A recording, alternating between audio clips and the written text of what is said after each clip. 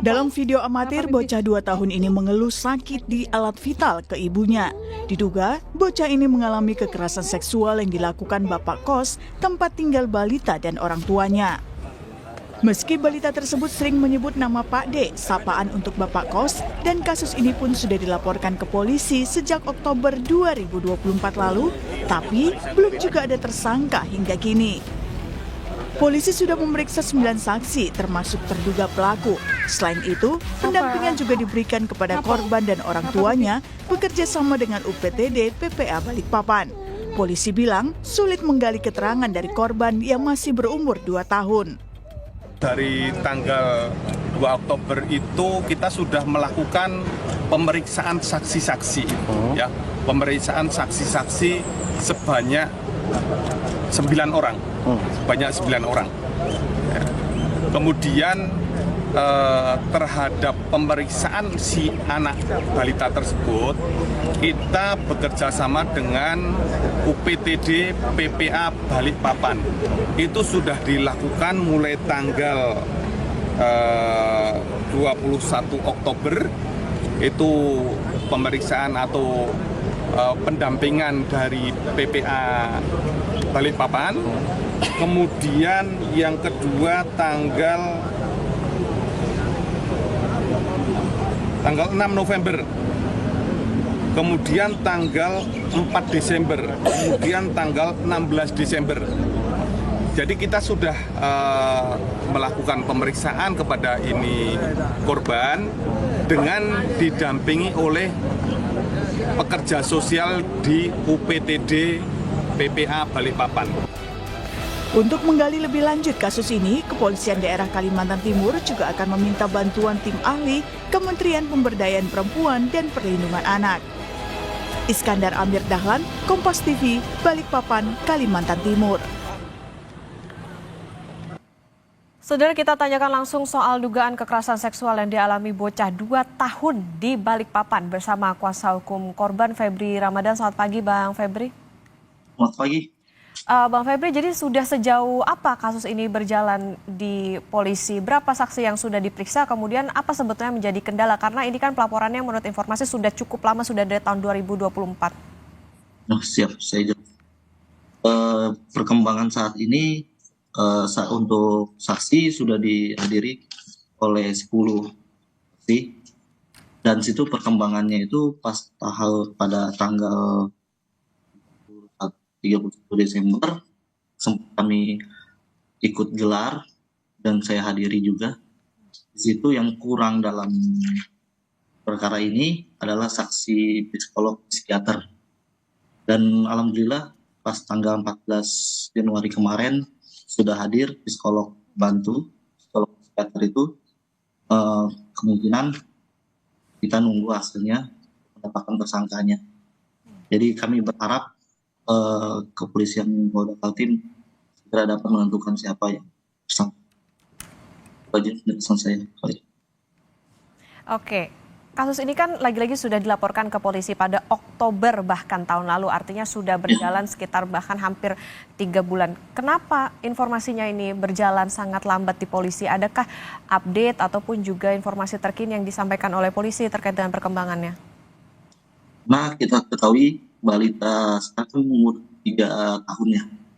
Dalam hal ini, balita itu biar di asesmen pas ketemu di ruangan itu, balita itu tidak bisa menentukan siapa tersangkanya. Nah, dalam arti balita ini istilahnya menunjuk itu tersangka kan belum bisa menentukan umur kan, masih umur dia. Jadi ketika dia dilakukan kekerasan seksual itu pun balita tidak mengetahui dia dilakukan kekerasan atau tidaknya kan gitu. Dalam arti ketika di asesmen ketemu di ruangan itu kita tidak bisa menentukan ini tersangkanya. Makanya dalam penyidikan kemarin dibutuhkanlah hadir psikolog tambahan yaitu psikolog psikiater untuk mendukung segera balita ini bisa mendapatkan siapa yang melakukan hal tersebut. Iya, maksudnya artinya dari polisi itu seperti apa informasinya? Kenapa ini sangat lambat? Bahkan belum ditemukan, misalnya dugaannya kan kemarin dalam aduannya ini dugaannya adalah dilakukan oleh bapak kosnya. Nah, kenapa sampai sekarang belum ditemukan atau belum ditetapkan siapa sebetulnya tersangkanya? Ya, kalau menjelaskan itu kami juga sudah memberikan beberapa bukti kepada kepolisian. Oke, artinya dari Ya, polisi di yang belum ada video. informasi mas soal ini, mereka beralasannya apa? Kenapa sampai ini lambat? Ya, ya karena balita itu tidak bisa menunjukkan. Karena ini makanya dia dibutuhkan dari penyidik itu dibutuhkan tambahan psikolog psikiater biar bisa membantu penyelidikan polisi ini. Tapi alhamdulillah kasus ini sudah naik dari penyidikan dari penyelidikan ke penyidikan kasus ini. Oke, Jadi tapi ini kita nunggu di kemungkinan di 2 minggu ini, mudahan segera polisi bisa menetapkan tersangkanya. oke, berarti tersangkanya sampai sejauh ini belum disebutkan oleh polisi ya? Belum ada, Oke. tapi sudah baru kemarin tanggal 15 tambahan saksi dari ibu korban sama ayah korban itu. Oke, Tambahan bukti. ya kami menegaskan kembali Bang Febri. Artinya betulkah dugaannya ini dilakukan oleh bapak kosnya? Ini kan masih dugaan. Itu belum bisa menentukan, yang bisa menentukan nanti tersangkanya itu ya dari oknum kepolisian.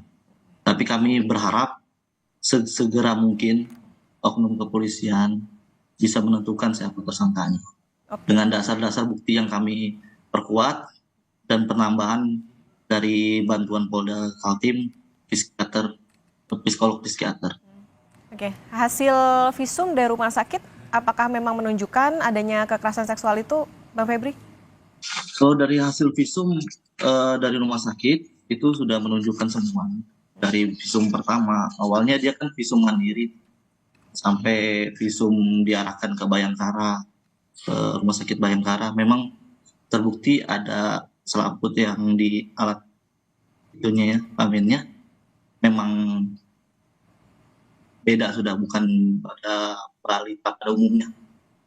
Artinya dari hasil visum itu apakah menurut polisi masih belum cukupkah? Kalau dari hasil itu sudah terbukti ya, hasil visum kuat sudah jadi bahan bukti. Cuma yang untuk dugaan pelakunya ini belum bisa ditentukan. Oke, berarti terkendala dari masalah komunikasi karena memang korbannya Ya, ini adalah memang anak kecil yang belum mengetahui dengan jelas begitu ataupun juga belum bisa memberikan keterangan lebih lanjut. ya benar. Bang Febri, informasinya keluarga ini sempat lapor ke RT tapi tidak dipercaya dan sempat diancam keluarga terduga pelaku kalau misalnya melapor ke polisi. Benarkah demikian? Dan sampai saat ini masih adakah ancaman tersebut? Kalau sampai saat ini, ya karena kami sudah lindungin, alhamdulillah tidak ada lagi ancaman itu, ancaman yang seperti ancaman itu. Tapi awalnya memang setelah laporan itu masuk, dia nih si korban sempat ke RT, minta nih Pak, saya mau melaporkan ini untuk kasus ini. Tapi memang di RT dari pengakuan korban tidak terlalu direspon, karena dalam arti dugaan ini ya orang tak beribadah segala macam ya, istilahnya diakui lah di wilayah itu. Jadi setelah itu habis itu dia lapor, tempat beberapa laporan panggilan ke diduga, barulah adalah pengancaman itu. Oke, waktu itu berarti alasannya Pak RT-nya kenapa sampai tidak mau mendengarkan? Apakah karena mempertimbangkan sosok dari Bapak kos ini sajakah? Ya kalau dalam versinya korban, dia Bapak kos itu yang PRT-nya itu mempertimbangkan. Dalam arti ya kayaknya bilang kayak kita masyarakat pada umumnya nggak mungkin lah, ini istilahnya kayak gitulah. Apalagi kan dia orang lama lah di situ, istilahnya gitu. Jadi karena sudah lama di sana, jadi RT-nya ya tidak Ya atau berpikiran positif saja begitu? positif ya, wajar positif, mana mungkin lah seorang yang lama di situ, tinggal tahun-tahun di situ, dan sudah sudah berkeluarga juga, baru sudah dalam lingkup situ selalu baik kan ya. Sampai harus pindah kos begitu atau tempat tinggal, benarkah demikian Bang Febri? Ya kalau tempat kos sudah pindah 2 kali dia. Habis pertama itu pindah di suatu tempat kos, pindah lagi, ini pindahan kedua kali kos. Oke, kalau kita tarik ke belakang, awal mulanya ibu korban ini mengetahui ada dugaan pencabulan ini seperti apa sih dan kenapa dugaan itu mengarah pelakunya itu adalah dugaannya ke bapak kosnya itu. Ya, ini saya akan kronologisnya sedikit. Nah,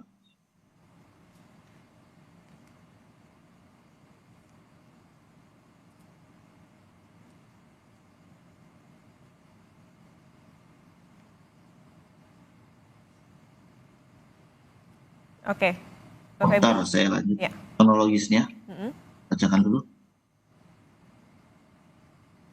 Tanggal ini pada tanggal 21 September jam 15.35 itu, korban baru pulang dari rumah bapak kos mengeluh sakitan di area kelamin. Bilangnya ngadu kepada ibu korban, sakit mami di pipis kakak. Nih kronologisnya pertama. Selanjutnya pada tanggal 1 Oktober jam 2024 jam 20 tepatnya 22, anak saya korban bermain di rumah bapak kos, diantar pulang sama ibu kos dalam keadaan baju basah dengan alasan ibu kos bahwa anak saya habis makan. Pada saat saya mau cuci kaki, ini versi dari ibu korban, tangan dan mau lepas baju anak saya mengeluh kembali sakit sewaktu pipis. Pada tanggal 2 Oktober 2024, tepatnya jam 10, pada saat menelpon Oma di Palembang, anak saya nangis. Sehingga sengaja melihat dalam mulutnya bercak merah. Ibu korban itu curiga, mencari gambar di internet. Dari gambar di internet, ternyata pas di internet itu ibu korban ini nyamakan kekeras. Nah, itu baru ibu korban ini curiga kalau anaknya itu ada kekerasan seksual. Pada tanggal 3 Oktober 2024, ibu korban dengan ayahnya korban memeriksa ke dokter anak, ya tepatnya di Rumah Sakit Ibu Balikpapan, mengatakan ada luka, lecet, iritasi, kemerahan, dan lendir di vagina, dan iritasi di rongga mulut. Ya, baik. Artinya memang dari tanda-tanda ataupun juga tadi dari hasil visum ini yang sudah dibawa ke polisi, tentu diharapkan kasus ini segera ditangani dengan baik dan keluarga pun juga mendapatkan pendampingan yang layak begitu, baik untuk korban maupun juga dari pihak keluarga. Kami harapkan semoga ini cepat selesai dan tidak menunggu viral terlebih dahulu baru bisa ditangani oleh polisi. Terima kasih kuasa hukum korban Febri Ramadan sudah bersama di Sapa Indonesia Pagi. Sehat selalu Bang Febri. Ya, siap. Terima kasih.